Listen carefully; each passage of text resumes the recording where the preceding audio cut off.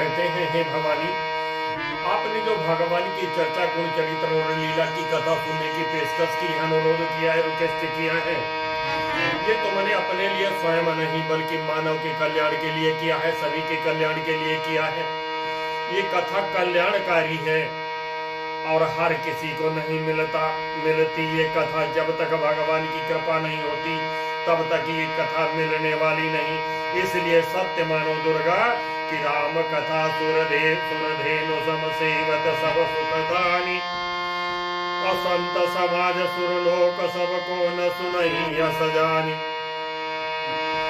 इसलिए राम की कथा गंगा जमुना और सरस्वती की धारा है। इसमें जो भी नहा लेता है वो स्वर्ग और मोक्ष की प्राप्ति कर जाता है। इसमें हे भवानी, तुम्हारे जितने प्रश्न हैं वो तो सब हमें अच्छे लगे और समझ में आए, लेकिन एक प्रश्न मुझे बिल्कुल अच्छा नहीं लगा। वो कौन सा प्रश्न है? तुम जो कहा राम को वाना और जेहि श्रुति गाव धरहि मुनि ध्याना, क्या वो दूसरे राम हैं? और ये दूसरे राम हैं जिनका मुनि ध्यान लोग लगाया करते हैं। अर्थात निर्गुण ब्रह्म अलग है, सगुण ब्रह्म अलग है। ये बात मुझे बिल्कुल अच्छी नहीं लगी।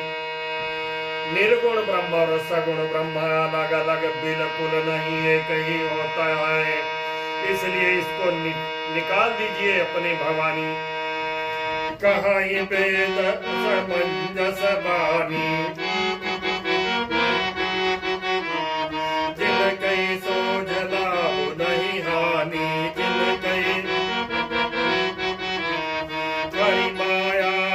जगत भ्रमाई तिलहि न कान कछु अगतित नाही। देखिए, भगवान की माया जिसको भ्रमित कर देती है और भ्रम में जो पड़ जाता है वही लोग ऐसे प्रश्न कर सकते हैं।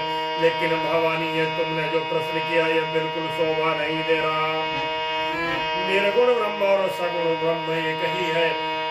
अब जब आवश्यकता पड़ती है तो निर्गुण ब्रह्म सगुण बनकर के धरती के ऊपर अवतार लेकर के विप्रधेनु सुर संत हित लीन मनुज अवतार।